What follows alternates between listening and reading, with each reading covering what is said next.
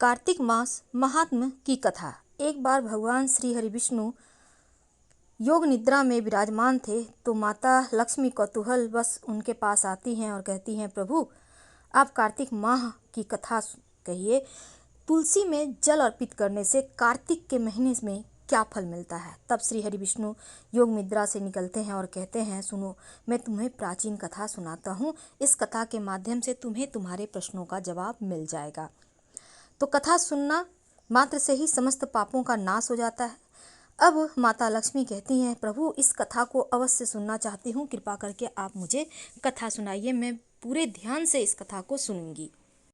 तब भगवान श्री हरि कहते हैं कि तुलसी में जल देने के पीछे एक कथा छुपा है, जिसका उत्तम पुण्य फल प्रदान वाले कथा सुनो। पूर्व काल की बात है, देवपुरी में गोपाल नामक एक ब्राह्मण रहता था। वह जन्म से तो ब्राह्मण था, किंतु वह कर्म से भ्रष्ट बुद्धि वाला व्यक्ति था। वह चमड़ा आदि बेचकर धन कमाता, साथ ही प्रत्येक व्यक्ति से बहुत झूठ बोलता।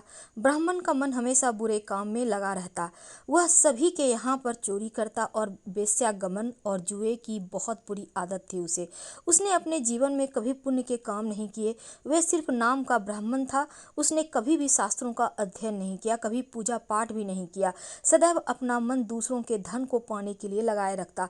दूसरों की स्त्रियों को देखते ही उसकी लार टपकती। गोपाल दिन में जो भी धन कमाता, वह उसे धन को रात्रि में वेश्याओं के साथ रात बिताकर उनके साथ गमन में खत्म कर देता। इस प्रकार वह अत्यंत पापी ब्राह्मण अपना जीवन केवल पाप के कार्यों को करने में व्यतीत कर रहा था। वह इतना कपटी था कि उसने अपने मुख से कभी भगवान श्रीहरि का नाम भी नहीं लिया था और ना कभी देवी देवताओं का पूजन करता। अब भगवान विष्णु कहते हैं, हे देवी लक्ष्मी, इस प्रकार से पाप करते हुए उस ब्राह्मण को अनेक वर्ष बीत गए। फिर एक दिन उस ब्राह्मण ने कंबल खरीदी और बिक्री करने के लिए अरुणाचल नगरी पहुंच जाता है। अब उस नगर के पास से नर्मदा नदी बहती थी। वह नदी बहुत ही पावन थी, इसलिए उस नदी में स्नान करने के लिए दूर दूर से बहुत लोग आया करते थे। जब वह गोपाल ब्राह्मण वहां पहुंचा तो उसने देखा कि आज भी यहाँ पर कई सारे ब्राह्मण आए हुए हैं। वह ब्राह्मण उसी नदी के किनारे एक आश्रम में ठहरता है। गोपाल वहाँ देखता है कि उस ब्राह्मण आश्रम में तो केवल अनेक विद्वान ब्राह्मण है, जो पुराणों का पठन भगवान विष्णु की स्तुति करने में मगन है। अब वह पाखंडी ब्राह्मण गोपाल भी ढोंग करता हुआ वहीं पर उनके साथ रुक जाता है और उन विद्वान ब्राह्मणों के साथ जब वह रुकता है तो उसे भी भगवान श्री हरि विष्णु के नाम सुनने का अवसर मिल जाता है। क्योंकि उस ब्राह्मण को बिक्री करनी थी तो वह अब वहीं पर कुछ दिन रुक जाता है। अब वह वहाँ पर जब रुकता है तो देखता है कि वहाँ पर आए हुए लोगों ने गायों का पूजन करके ब्राह्मणों को भोजन कराया। तो उस पापी ब्राह्मण ने भी उन सभी के साथ बैठकर भोजन किया, भगवान का प्रसाद भी ग्रहण किया। भगवान विष्णु कहते हैं, देवी वहीं पर उस आश्रम में एक तुलसी का पौधा था। सबको देखकर उस पाखंडी ब्राह्मण भी जाने अनजाने में ही उस तुलसी के पौधे में जल डालने लगा। वह श्रद्धा भाव से नहीं जाता था, उसके मन में कोई विचार नहीं था कि वह क्या कर रहा है। रोज सुबह उठकर एक पात्र में पानी लेकर तुलसी के पौधे में डालता। उसे ऐसा करते करते लगभग 1 माह बीत चुके थे। अब उस पाखंडी ब्राह्मण ने भी कार्य किए हुए थे। अब वह कार्तिक में किए थे, क्योंकि वह ब्राह्मण तो पाखंडी था, तो उससे कुछ पता नहीं था कि कार्तिक के महीना चल रहा है। अब भगवान विष्णु कहते हैं, देवी लक्ष्मी एक दिन की बात है, वह ब्राह्मण आश्रम में सोया था। तब उस स्थान पर एक सर्प आया और उस ब्राह्मण जो सो रहा था उसको सर्प ने नींद में ही काट लिया और उस पापी ब्राह्मण की नींद में ही मृत्यु हो गई। सुबह जब अन्य ब्राह्मण ने उसे बेहोश अवस्था में देखा, उसके मुख से में तुलसी का पत्र तुलसी जल डाल दिया। उसको होश नहीं था, फिर भी सभी ब्राह्मणों को पता चल गया था उसकी मृत्यु हो गई है। उस पापी ब्राह्मण की मृत्यु के बाद उसकी आत्मा को लेने उस स्थान पर यम के 2 दूत प्रकट हुए। उसे पकड़कर यमलोक ले जाने लगे। जब वह यम के दूत रास्ते में ब्राह्मण को ले जा रहे थे, तब वह पापी ब्राह्मण विलाप करते हुए यमदूतों से कहने लगा, यमदूतों मुझे आप कहाँ ले जा रहे हो? मेरी मृत्यु किस कारण से हुई? मैं कौन सा पाप किया हूँ? तब यमदूतों ने कहा, अरे पापी दुष्ट ब्राह्मण, तूने जन्म से लेकर मृत्यु तक बहुत पाप किए हैं। तेरे पापों के कारण ही तू सो रहा था, तभी एक काले सर्प ने तुझे काट लिया, तेरी मृत्यु हो गई। अब हम तुझे यमलोक लेकर जा रहे हैं। वहां पर यमराज तेरे पाप कर्मों का लेखा जोखा देखेंगे। निश्चित ही तुझे वे नरक में डालेंगे। और यमदूतों की बात सुनकर ब्राह्मण जोर जोर से विलाप करने लगा।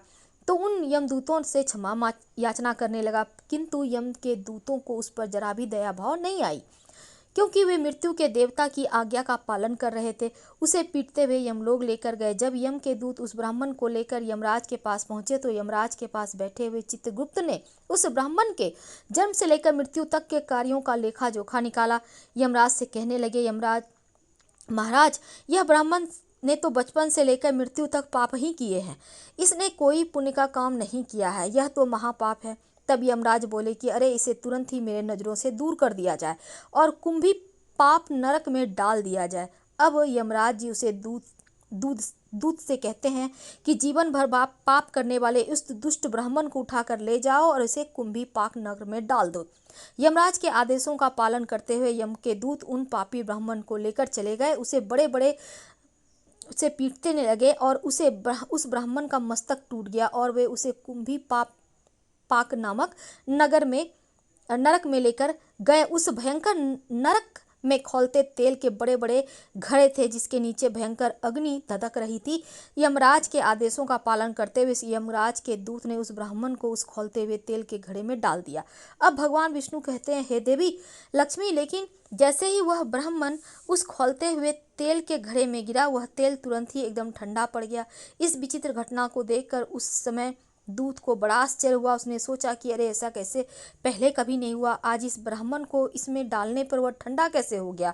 उसने कितने ही पापियों को उस तेल के घड़े में डाला था, वे सभी तो उस खौलते तेल में गिरकर छटपटाने लगते थे, लेकिन जैसे ही वह ब्राह्मण उस तेल में गिरा तो वह तेल अचानक से शांत और शीतल हो गया। इस आश्चर्यजनक घटना को देखते ही वह यमदूत तीव्र गति से दौड़ता हुआ सीधा यमराज जी के पास पहुंचे। उस दूत को इतना घबराया हुआ देखकर यमराज ने पूछा कि हे दूत, क्या बात है, आखिर तुम इतनी तीव्र गति से दौड़ते हुए क्यों आ रहे हो। फिर वह दूत कहता है कि हे यमराज, आपने जिस ब्राह्मण को कुंभी पाक नरक में डालने के लिए कहा था, हमने वैसा ही किया और जैसे ही हमने उसे नरक में डाला तो वह नरक की अग्नि बुझ गई और खौलता हुआ तेल भी बिल्कुल ठंडा पड़ गया। अब यमराज जी कहते हैं कि दूत, यह तो बड़ी ही विचित्र घटना है, ऐसा तो पहले कभी नहीं हुआ। अब यमराज भी अपने मन में विचार कर रहे हैं, तभी उस स्थान पर देवर्षि नारद जी पधारे। देवर्षि नारद जी को देखकर यमराज अत्यंत प्रसन्न होते हैं, उन्हें प्रणाम करके उनका स्वागत करते हैं।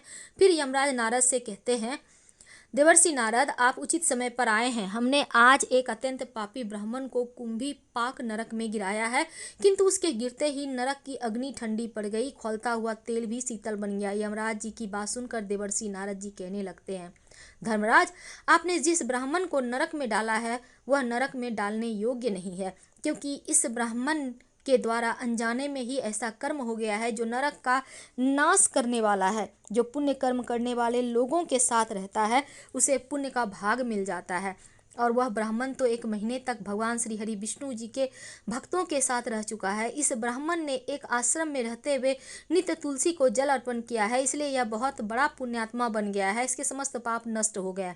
यह ब्राह्मण अब स्वर्गलोक जाने का अधिकारी बन गया है। इस ब्राह्मण ने अनजाने में ही इतना पुण्य कमाया है कि जन्म जन्मांतर में मनुष्य को प्राप्त नहीं होता, इसलिए आप इसे नरक में ना पकाओ। इस ब्राह्मण के पापों के लिए इसे केवल इतना दंड दो कि इसे नरक लोक का दर्शन करवाया। अब भगवान विष्णु कहते हैं कि हे देवी लक्ष्मी, देवर्षि नारद की बात सुनकर यमराज अत्यंत प्रसन्न होते हैं। उस ब्राह्मण को कुंभी पाक नरक से निकाल लाते हैं और उनके अपने दूतों से कहते हैं, दूत, इस ब्राह्मण महात्मा को ले जाओ, संपूर्ण नरक के दर्शन कराओ।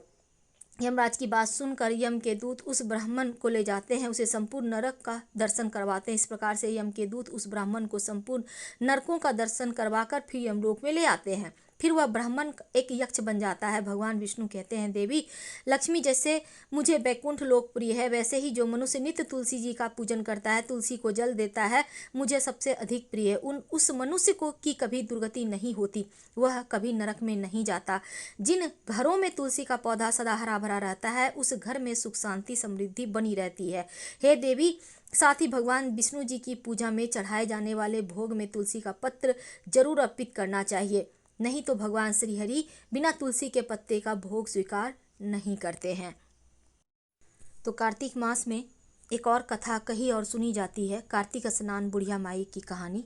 जरूर सुनिए, इसको करने से कार्तिक स्नान का पुण्य फल प्राप्त होता है। एक बुढ़िया माई थी जो चातुर्मास में पुष्कर स्नान किया करती थी। उसके एक बेटा और बहू थे। सास ने बहू को फलाहार उपवास में खाने के लिए बनाने को कहा तो बहू ने खाली टिफिन ही रख दिया। बेटा माँ को पहुँचाने के लिए पुष्कर गया। रास्ते में माँ से बोला, माँ फलाहार कर लो, जहाँ पानी मिले वहीं फलाहार करने बैठ गई तो भगवान की कृपा से खाली टिफिन फलों से भर गया। माँ ने फलाहार कर लिया। अब पुष्कर माँ के रहने के लिए एक झोपड़ी बनाकर बेटा वापस घर आ गया। रात्रि में श्रावण मास आया तो और बोला कि बुढ़िया माई दरवाजा खोल। तब बुढ़िया माई ने पूछा, आप कौन है? तो वह कहता है, मैं श्रावण मास हूँ। बुढ़िया ने तुरंत दरवाजा खोल दिया। बुढ़िया माई ने शिव पार्वती की पूजा अर्चना बेलपत्र अभिषेक से किया। जाते समय श्रावण मास ने बुढ़िया माई को आशीर्वाद दिया और झोपड़ी की एक दीवार सोने की हो गई। अब भाद्रपद मास आया।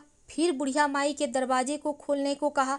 बुढ़िया माई ने दरवाजा खोला, सत्तू बनाकर कजरी तीज मनाई। भाद्रपद मास ने बुढ़िया माई को आशीर्वाद दिया और झोपड़ी की दूसरी दीवार भी सोने की हो गई। फिर आश्विन मास आया और उसने भी दरवाजा खोलने को कहा। बुढ़िया माई ने दरवाजा खोला, पितरों का तर्पण कर ब्राह्मणों को भोजन कराकर श्राद्ध किया। नवरात्रि में माँ दुर्गा को अखंड ज्योति जलाकर प्रसन्न किया। सत्य की विजय दिवस के रूप में बुराई का अंत की खुशी में दशहरा मनाया।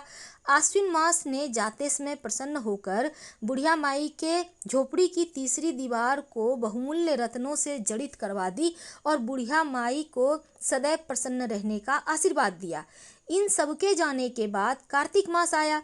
उसने भी दरवाजा खोलने को कहा। बुढ़िया माई ने दरवाजा खोला तो अति प्रसन्न मन से कार्तिक स्नान किया, दीपदान कर दिवाली, गोवर्धन पूजा, भैया दूज, गोपाष्टमी, आंवला नवमी मनाई। कार्तिक मास ने जाते समय आशीर्वाद दिया और झोपड़ी के स्थान पर महल बन गया। अब बुढ़िया माई गरीबों की सेवा कर भजन कीर्तन में अपना समय व्यतीत करने लगी। बेटा अपनी माँ को लेने आया तो माँ और झोपड़ी को पहचान न सका तो पड़ोसियों से पूछा। उन्होंने बताया तो बेटा माँ के चरणों में गिरकर बोला, माँ घर चलो। सारे सामान के साथ घर ले आया। अब सासू माँ के ठाट बाट बहू के मन में लालच आ गया देखकर। उसने अपनी माँ को भी पुष्कर छोड़कर आने को कहा तो उसका पति अपनी सास को भी पुष्कर छोड़ आया। परंतु बहू की माँ की धर्म में बिल्कुल रुचि नहीं थी।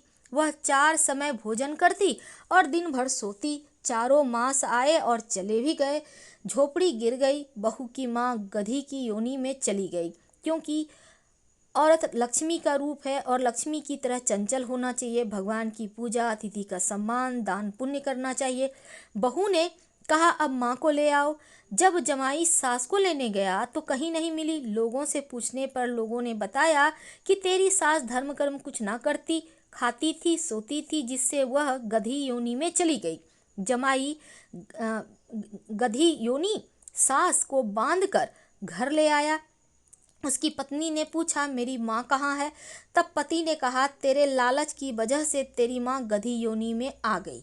बड़े बड़े विद्वान ब्राह्मण ऋषि मुनियों से पूछने पर उन्होंने बताया कि तेरी सास के स्नान किए पानी से स्नान करने पर उसे मनुष्य योनि मिलेगी। तब बहू ने ऐसा ही किया और उसकी माँ पुनः मनुष्य योनि में आ गई।